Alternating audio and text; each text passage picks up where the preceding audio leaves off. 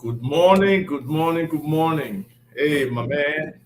Happy new month to you. Happy new month to the listeners. Everybody would be out here today. These are exciting times, even though there's some trouble in the spaces, but what can we say? Good morning to you. Happy new month to you, Ava. Happy new month, glorious new month, outstanding new month. I hope and pray that last month was great, prosperous, exciting, and I'm sure that the new month of August would bring great, outstanding power, strength Goli? that will allow you to do exciting and outstanding things. Kaya ko rin Rufus, Von Conant, the man in Monrovia at Love FM. How are you, Rufus? Happy new month to you. Rufus, you getting us or you want to give us party? I think he's still getting ready. Wow, with jingle. Trying to give us some music, some jams. Yeah, I know, right? Let me just So tell all the you. people in upper and lower Magidi counties, happy new month to you. Business Talk is live. We're relaying on Kakata FM up there with the great people up there, and we're relaying live to all the folks all the way up there, upper, lower Magidi counties, and all across Montserrat County. Good morning, happy new month to you from Business Talk. Wonderful. Yeah, folks. So before we start, I just want to give a shout out to a couple of people.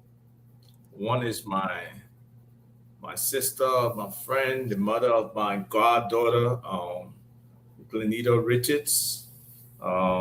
She's been a real friend and sister to me for the longest time.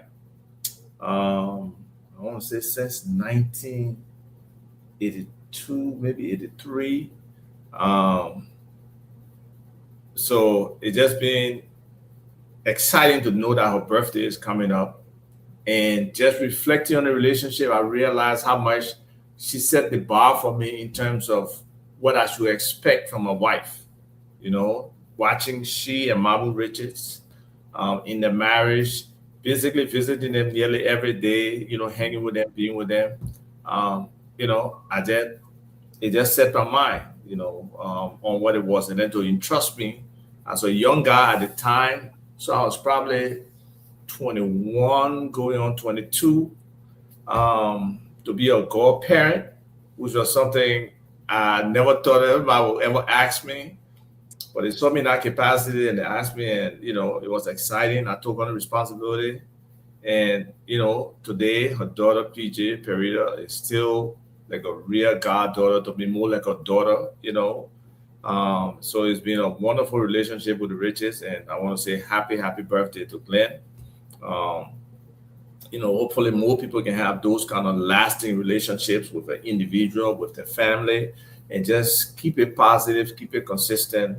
There's just so many ways we can get advices, we can get support, we can get information, we can get network relationships going. So those are key things to keeping your friends around you, your relationships solid and everything like that. So I just want to say that. The second one goes to the Liberian Embassy. And all Liberians all over the United States for the celebration of our Independence Day. It was a wonderful experience at the embassy, and I was really excited about the fact that many of the parents had their young children there. We have this distance that we understand between the diaspora and the people on the ground. But for the young people in the diaspora to understand about Liberia, learn a little bit, be excited to fly the flag, to hold the flag up, to be around their parents' friends, and older folks for these kind of events, especially for our Independence Day. It's just a wonderful feeling. I feel excited. I feel there is a strong future. We just have to work on the integration of the ground and the diaspora in a more positive fashion, more aggressive fashion, and be deliberate and intentional about the kind of programs we want, the kind of interfaces, and all that kind of stuff. So we're excited where Liberia is going, and the ambassador did a very great job in terms of organizing a whole week event, right? He had a former U.S., I think his name is Mayberry. He was a former staff at the U.S. Embassy, one of the officials there. He wrote a book about Jenkins. He researched Joseph Jenkins' Robert's wife, or bury a place somewhere in England, and looking to see how he can push the Liberian government to give her that recognition. All of those things. And then they had um, like a cocktail on last Wednesday where they invited, people from the MCC, the Millennium Challenge Corporation, people from the state of Maryland, the governor's office, where we have just signed an MOU with for a sister state relationship. And they were given the platform to also speak and stuff like that. So that was very interesting. There were ambassadors from Togo, from Sierra Leone, and a couple other countries who were there. There were previous diplomats who had gone to Liberia who were there. So it was a wonderful coming together event that the ambassador and his staff organized, and the staff was recognized as well. So it's a great thing. They did a very great job of that. And then to all the other, visuals we saw from different states and everything celebrating, our inauguration, our Independence Day. It was wonderful. And then I believe this weekend is the celebration for the Liberian Community Association in the DC area. They're going to be having their event. So those are the kind of things that, very beautiful stuff that's happening. So we appreciate the leadership. Sebastian Tikla, he's the president of the Liberian Community Association. He was there at the event also, the cocktail, very involved in the community and trying to do his best to see how he can move the organization forward. And we wish the same for all other Liberian communities out there, even though a lot of times we hear about, arguments and people trying to divide the different organizations and stuff like that. I know you guys have had your own in Texas before because I was aware of some conflicts there, but we just hope that we can come together more. There's nothing wrong with disagreeing, but we don't have to split on disagreement. We don't have to just get separated, not communicate, just distance ourselves from each other. We can have different viewpoints, but let the democratic process ride and let's make our decisions that way. To you. I think most times those divisions, separations, they come about when ego and personalities get in the way. When people are trying to, they don't grasp, they truly don't grasp the deeper, wider, higher understanding of what it means to lead. It's not about you. It's about you leading, with a vision, with a set of ideas, and those things, like you rightly said. Most people don't understand that, disagreements are fundamentals. They make up the foundation for an agreement. Everybody has to state their position on what they disagree with and what they do agree with. But at the end of the day, within those disagreements, that's where you find common ground. And you've got to, understand and have an appreciation that and a respect. I think that's one of the other important things. You need to respect other people's disagreements and other people's positions when it comes to how they view their perspective, their understanding, the degrees of their enlightenment on a specific topic, on a specific idea. And when you choose to be a leader, you got to be you got to be thick-skinned. You got to have a skin. Your skin texture needs to be almost like a crocodile or an alligator. You can't be hard.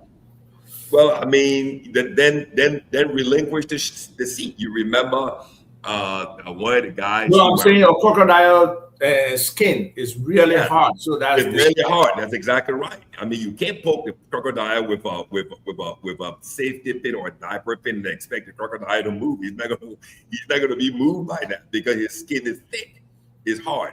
You remember when I was getting into sales, business development, and marketing, and back in the late 80s, 88, 89, when there was a guy called Lee Iacocca. You remember Lee Iacocca? Oh yes.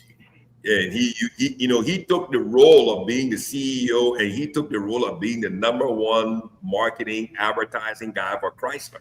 And what was his slogan? Lead, follow, or get out of the way. Lead, follow, or get out of the way. Don't hold up this vision. Don't hold up the prosperity. Don't hold up our movement towards the future, towards success. You either lead, or you get in the crowd and you follow, or you get the hell out of the way. He was at Ford before, right? He actually built the Mustang. That's exactly right. He was at Ford. And he was the one, the brainchild, the one who brought this whole, Chrysler and Mitsubishi relationship, that whole, conglomeration, integration, merger, relationship, strategic relationship to push, and to bring the rebuild Chrysler, bring it from what it was, from its deathbed to resurrect it. And Chrysler, from that point, became a major, major force in the American automobile industry. So those things do happen, but this year here in Houston, it was a great thing to go to the July 26th celebration, an event in the park, and to see that the two sides of our community came together, and they finally, were able to grow and transform through those disagreements, and they came together, and it was a wonderful event. I think this year was one of the times when we had the greatest and the largest number of people who participated, who came out, and it was great. It was exciting. It was exciting, and those things again. I mean, that's all part of being a leader. You've got to have the skin texture of a crocodile or an alligator. It's got to be hard. It's got to be thick. You've got to be, tolerant, if I can use that word, tolerant to differing views. You can't be moved emotionally and psychologically and mentally challenged when somebody challenges your vision. You've got to convince others to follow your vision because you believe. And I think that's the other thing, Abba, when you talk about as we go into the show today. Being a leader is being able to market your idea, your vision. Yeah, well, question. People got to know where your vision is. People got to know where you're heading. And you got to be able to articulate the key parts of what you're trying to do, how you're doing it, the successes, and don't be scared to say what the challenges are and the failures are, because that's part of it. You can't be 1,000% successful. There will be times where there will be downtimes, there will be failures, absolute failures. Sometimes you don't know what to turn as a leader. You got to step up there and say, what it is to your people, especially if you want them to believe in you and be able to have that confidence that you can lead them.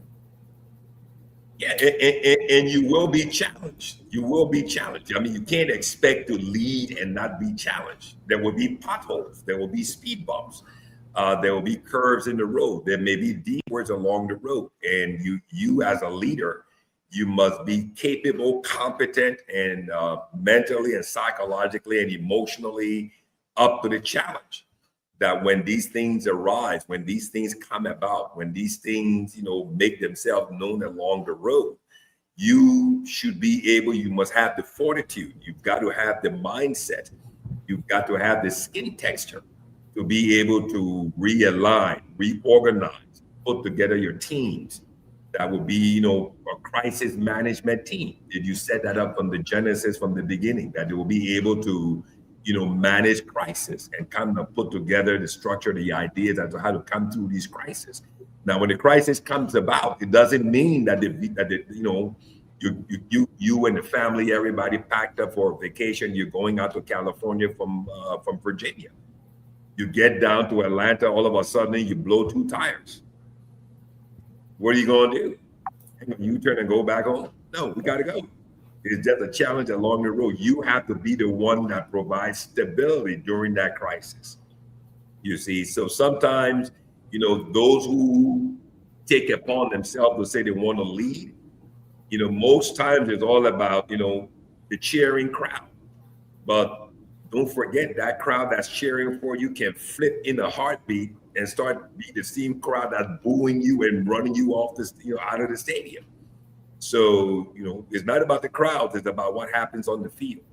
So let's go into the show today. Rufus, I don't know whether Rufus is out there. Rufus is getting ready. We're supposed to have a studio guest today, so he's prepping the studio for our guest.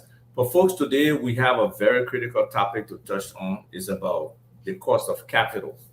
That means, how much does it cost you to borrow money, to take a loan? For somebody to give you money, what does it take? And we've been having some exchanges in different chat rooms about, the cost of capital and the challenges Liberian businesses in general, the micro, the small, the medium businesses, all of them experience these challenges. And, we have a couple of examples for you in terms of what it takes for these borrowing to take place, the challenges to pay back. And I hope our guest, as a small business person herself, would be able to explain, some of these things. But let me just see if I can take you through one example um, that people can start to understand the context of the challenge. Then we'll talk about another situation. So And, this, and, and, and let me just say something that there's a guy who's waiting in the wings here. He said he will either call in or we can kind of stream yard in. Call in Gabriel. He's a financial guy in the lending area in that financial space. right, So you have some thoughts on it as well. So send him the link. He can yeah, feel free to join us. That's fine. very good. Yeah. So When we're ready, I will send him the stream. We can pipe him in because this is a big topic especially for our, Liberian economy ecosystem. But anyway, you go on with your point. right. So folks, this is what I'm about to share is a real loan, something that actually um, happened kind of recently, I believe, as well. So yeah, this person was borrowing $520,000, and they got a 3% origination fee. That is the fee the bank charges, Mhm. just upfront to handle Mhm. your loan, to process it. Their own effort 3%. to take 3%, right? And then this loan, they expect you to pay back in 10 months, right? So the principal amount is 520,000.